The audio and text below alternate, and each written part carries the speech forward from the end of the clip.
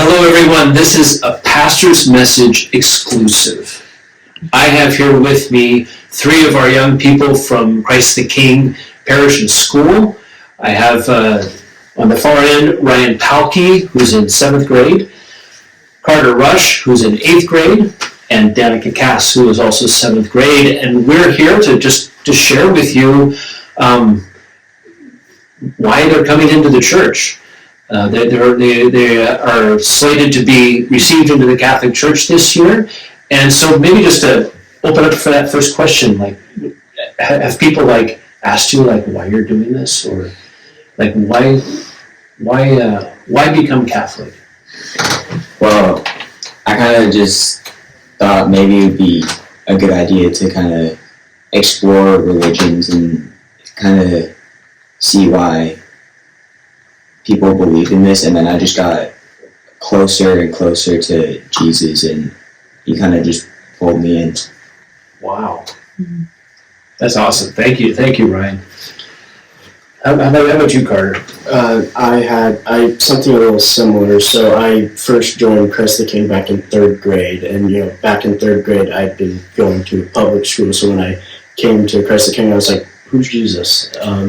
And then I learned about him through through my friends, and then through mass and religion class. And then in 5th grade, just all of a sudden one day, I was talking with Mrs. Lippy, who was the 5th grade teacher, and then I was just I felt like I wanted to become Catholic. And then I kind of tested the waters about it for a few years, and then I finally, I went to my parents and I was like, I want to become Catholic. And there was a little bit of trial and error, but got there eventually.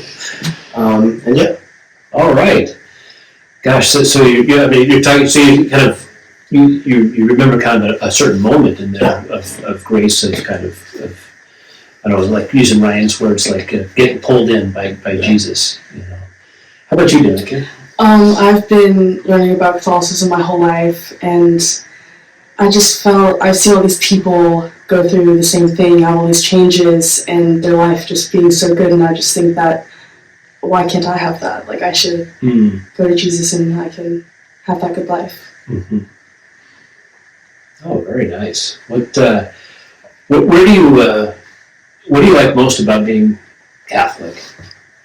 The community, how everybody's just taking care of each other, and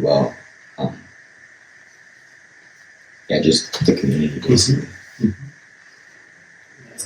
Mm-hmm. Very similar to what Ryan said, kind of just the people. When I was meeting with Miss Gordon yesterday, we were talking about how to have a good faith, you have to have a good community of people to celebrate it with, because it's hard to do things alone, but when there's other people with you, it makes it a lot easier, and you know that you're not alone. Nice. Building off of what Carter said, having people who understand the struggles of feeling like you're in a darkness, or the devil's temptation and doing sin over and over again, you have people that you can relate to on the struggles of being Catholic and on the graces. Yeah, that's a great point. I think sometimes when somebody comes into the church, they're thinking oh, I have to have everything all together in my life to be able to just to qualify, as it were. And then you realize is that being in the church is we're all on a path, we're all on a journey, and the struggle with sin continues. But now that we have the means to do battle, right, with the sacraments and with mass and with each other and a good community around. What would you say about being at our school? Has that helped you in terms of coming into the faith? Is it? Yeah. What would you say? What role has the school played in that? It's definitely helped a lot, because with my dad being Protestant and my mom being non-religious, it's not really pulled me closer to Jesus. And with going to mass and having religion as a class and having religious electives, it's definitely helped pull me closer to Jesus. Yeah, similar to what Ryan said, since neither of my parents are Catholic, it's like with them, like it's kind of hard to talk about like religion with them. But then like the students here at the school, and like the staff, they've been very supportive, and like they've been very helpful with like learning about the faith and encouraging me to finally become Catholic. I've been here since kindergarten, so if I never went here, I don't feel as though I would have learned much about the faith, because before I decided to become Catholic and go to church more often, my family didn't practice the religion. I mean, we prayed every night, but that was it. Mm-hmm. So, but now that it's because of this school, I've found God more and brought my parents closer with me.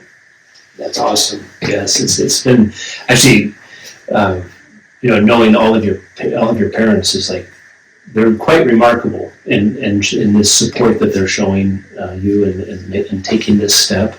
And as you can see, our parents are in different places, right? And that's okay. And to see how your parents, Danica, might have been much more in a way of kind of a rediscovering a newness to the faith, and it's just great, and I commend your parents too for the support that they're showing you in this.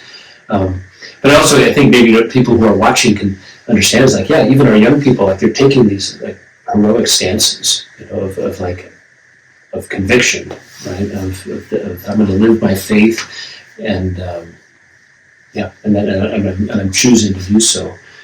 So for our people who are watching, they'll probably think like, well, what mass? Where will I see you? Like, what mass do you usually go to? Sunday. It depends if there's youth group or not. If there's no youth group, 8:30. If there is youth group, 11 o'clock. Mm-hmm. Sundays, it depends on if I'm singing in the choir or not. If I'm singing in the choir, then 8:30. If I'm not, then the 11. Usually 11 o'clock for me, but sometimes I go to 5:30 on Saturday. Okay. Yeah. So I think one of the things as a pastor, what I see and what is amazing is how your parents have been supportive. Mm-hmm. They bring you to mass. They bring you youth group. They've encouraged you in that. And this doesn't. It's like being in the schools, like it's not enough, right? Without our parents, is like it can't happen. And so I just really, your parents have done a great job in being supportive and bringing you to the events, and so that we can be a part of this community. And I think too, your parents also feel welcome, mm-hmm. and as I see. I lost my train of thought. Okay. No, that's perfect. Yeah, I can put that in there. I just want to make sure people at home, if they don't know the full, I know the story because but other people might not. And I think a lot of times the assumption is, and it has happened, where like, you're in a class and you want just to receive a sacrament with all your friends. Like, that's not what we're doing here. This is different. Right. This is a lot different. So yeah, I think that's pretty clear now. Good. What would you say to like other young people who maybe, may not be going to church, may not be growing up with any sort of religious practice? Like, what would you want to say to them? Let's start with you, Danica. I think I would say to them that they think that they have all that they need now, but once they start going to mass, once they start realizing who Jesus is and how much that he's done for all of us, that they'll realize that they need much more than the material things they have now, and that just start by going to church, just one mass, all it takes. Don't have to go every Sunday if you're not comfortable. Just try going more often, and just slowly go to the Lord. I would say that it's going to be hard at first, like going to church. Like when I was in third grade, every single time when we would have school mass, I'd be like, oh, when's it going to happen? It's definitely hard at first, but once you start doing it for a while, then you start looking forward to going to mass, and it becomes a lot easier. Mm. And then it's all worth it in the end to be in heaven with God and Jesus. Mm. Yeah, kind of building on what Carter said, you might think, and Danica, you might think that you have enough and that the end of your life is like when you die, but when you die, that's like the beginning of a new life. You go to heaven and you end up with God, or you end up in hell with Satan. And if you don't come to Mass or come to church enough, or if you don't pour your entire life to God, you won't get to heaven and your eternal destination with God. That's a good point. So consider the eternal destination of life, right? I think all of you were kind of saying that. It's like, yeah, we can go through life and we may think that this is enough, but if we do pay attention to our hearts will tell us, it's like, no, it's not enough. Like the stuff, the things of this world, because we're made for something more, and we want to pay attention to that, what path we're on, right? The eternal destination, and knowing that, like at the beginning too, like you were saying, Carter, is like it's not an easy path all the time, right? And it involves a cooperation and the Lord's help as He molds our hearts and converts us more and more deeply. So, well, thank you so much for sharing with that. I hope you enjoyed this, and this is what's going on at Christ the King in our parish school. But thank you, Ryan and Carter and Danica, for being with us on this Pastor's Message exclusive. And this is an invitation from our young people here. Come to Easter Vigil. We get to see them embrace the fullness of initiation in Christ.